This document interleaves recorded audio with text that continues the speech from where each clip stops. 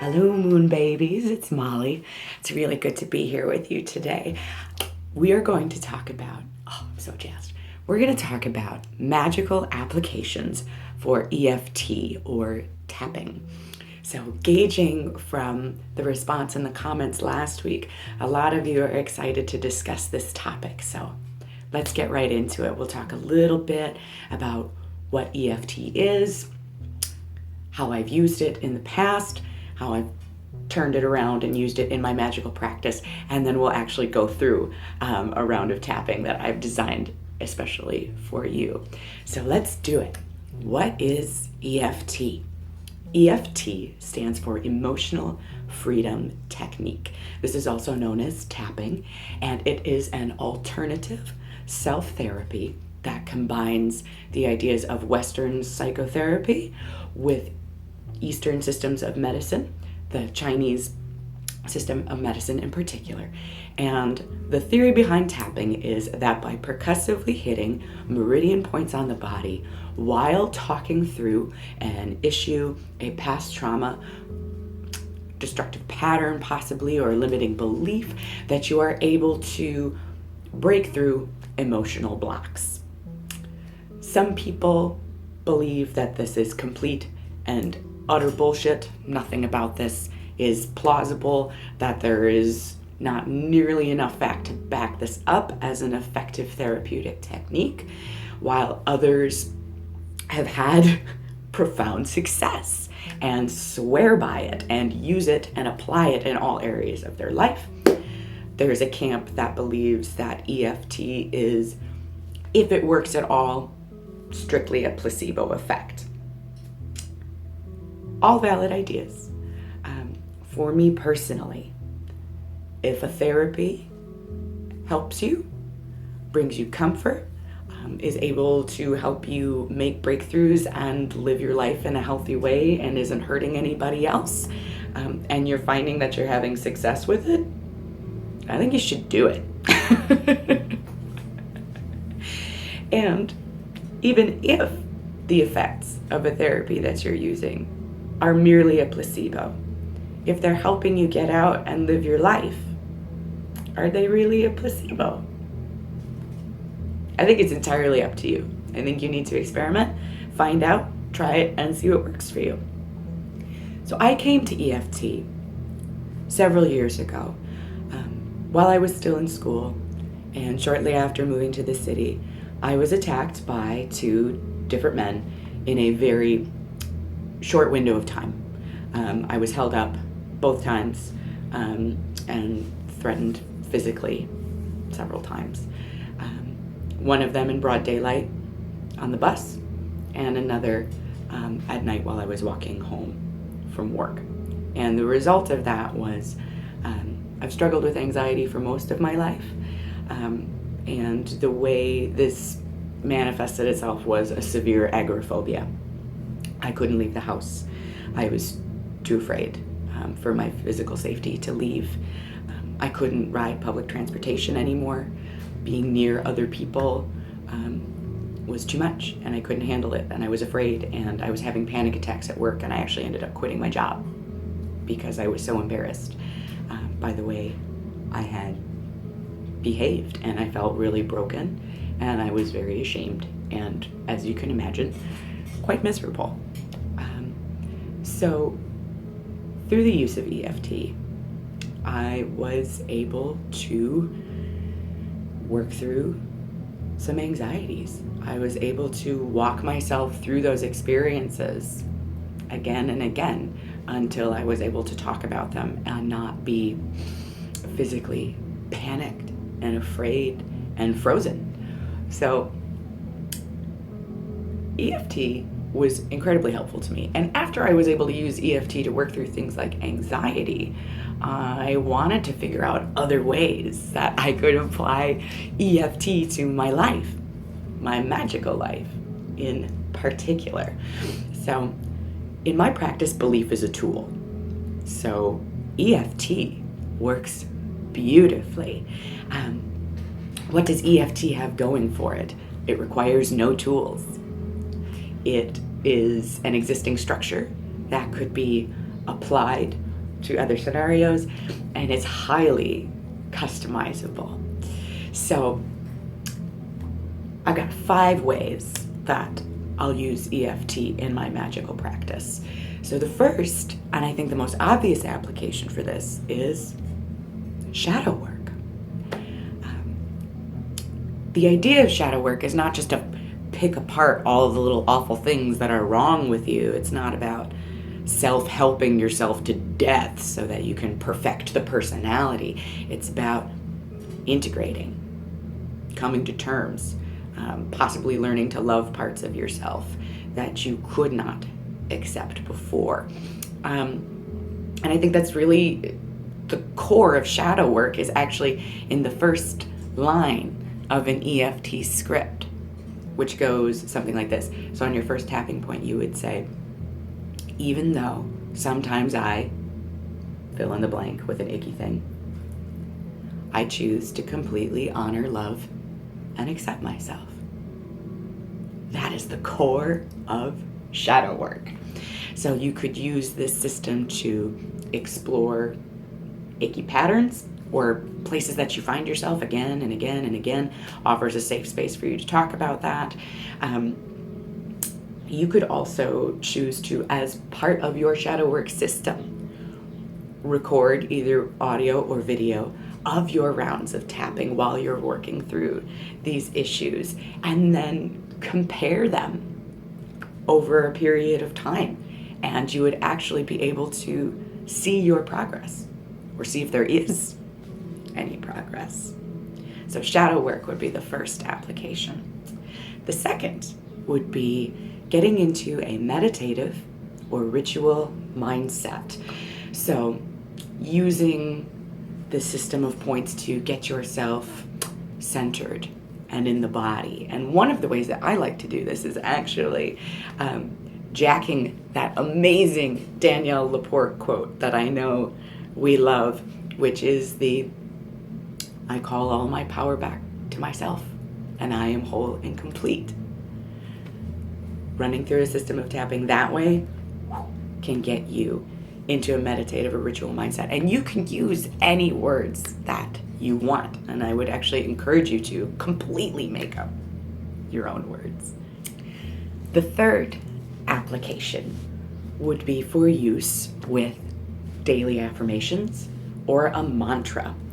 So I like to use EFT as a moving meditation, and it can be an interesting way to bring something concrete and bring some energy into your affirmations. So you may choose to do your positive affirmations, if that's something that you like, with a round of EFT. The fourth way that I will use tapping is an element in spell work. So, ways we do spell work. We use spell work for binding, for getting rid of addictions and cravings. We use it for fostering self-love. We'll do banishings. We'll do grounding, protection work, alleviating depression, alleviating poverty mindset. These are all things that fit beautifully into the tapping structure.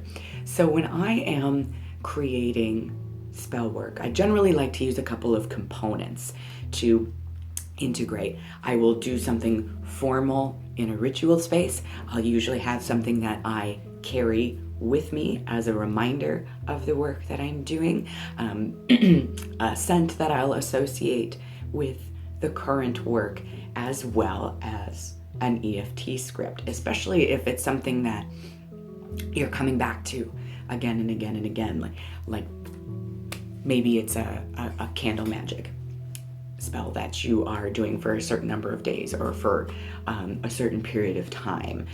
Including an EFT script as part of your coming to that ritual space daily to do the work can help further integrate your spell. So we're all about combining elements to make it feel real and consistent, and EFT can be a great way to do that.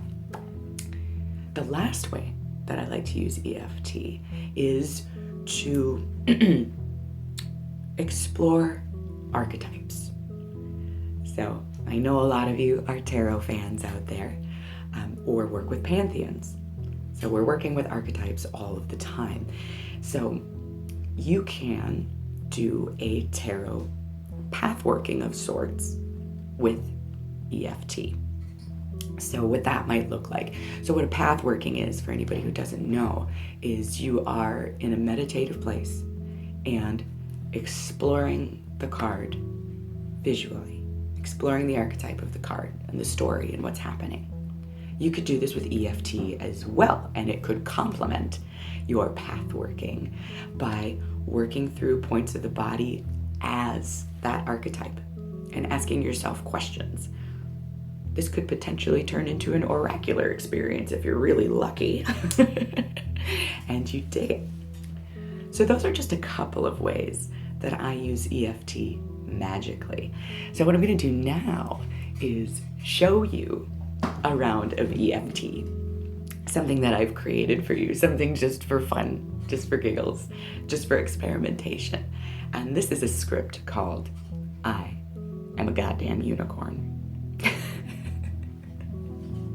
And just to forewarn you, there will be a bit of vulgar language in this script. So if you have little witchlings in the room, or that's something that offends you and you're not comfortable with, now would be the time for earmuffs. So here we go. We're going to do a round of EFT. And I'm going to talk you through the points. So the first thing we're going to do is find your collarbone and move your fingers down just a little bit until you feel kind of a soft, tender spot. And all you're going to do is just kind of touch that spot and be aware of it. And I want you to, on a scale of 1 to 10, see sort of where your self-image is at right now. Are you feeling good? Are you feeling pretty? Are you feeling like dirt? Just kind of see where you're at. Check in, see where you are. And then we're going to start the tapping. So here we go. The first point is going to be on the inside of your hand. And we're just going to tap it lightly. You don't have to smack it, just tap it lightly. And you're going to repeat after me. This will be fun, I promise. Even though sometimes I forget that I'm really good at things, I choose to completely honor, love, and accept myself. Okay. And then right at the eyebrow. Even though sometimes I let jerks get me down, I choose to completely honor, love, and accept myself.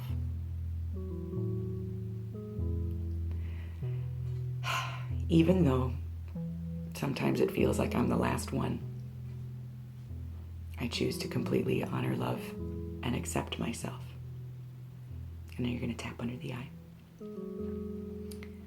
Even though sometimes I forget that I am a magical creature, I choose to completely honor, love, and accept myself.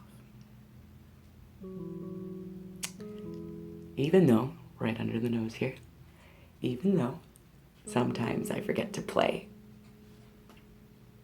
I choose to completely honor, love, and accept myself.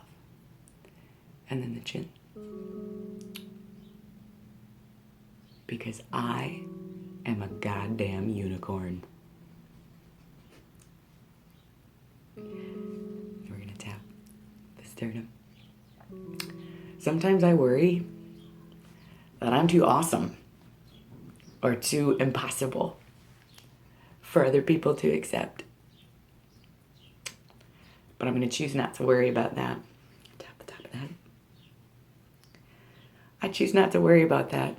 And I'm going to clear all that trash out on a cellular level right now. Deep breath. Letting that out. Back to the hand. Because unicorns don't have time for that shit. I give myself permission to be colorful. I give myself permission play.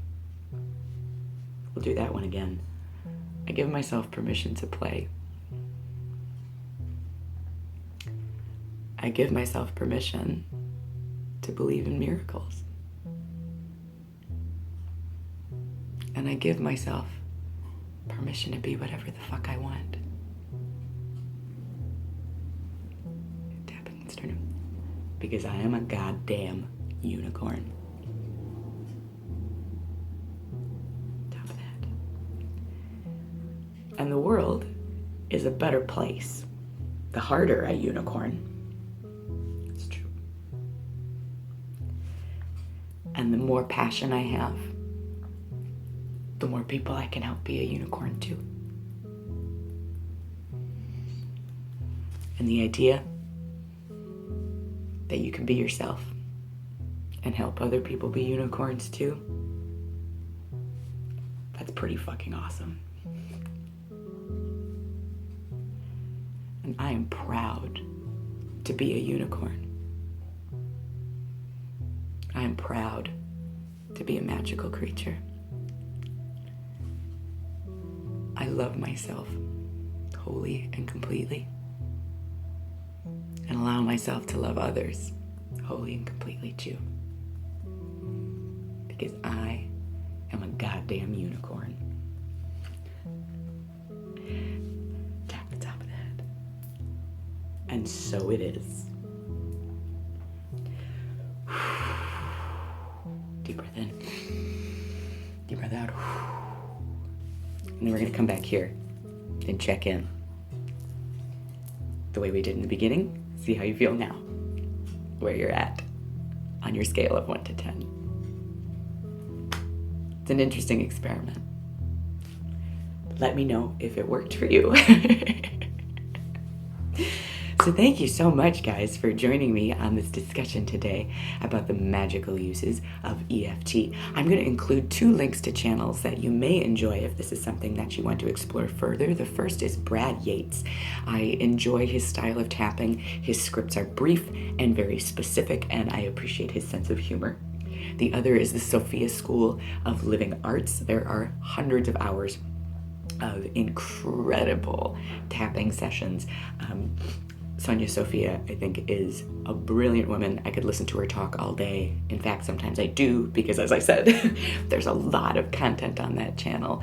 And she goes into some really deep, interesting subjects. And I also appreciate her style and sense of humor very, very much.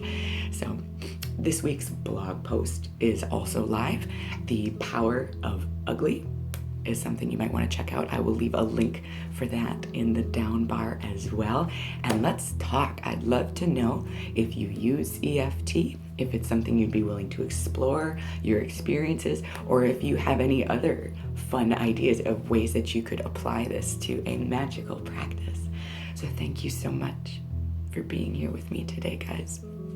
And thank you for your lovely comments and your support. Be weird. Have fun, do you, and be well. And I'll talk to you guys next week. Until then, bye-bye for now.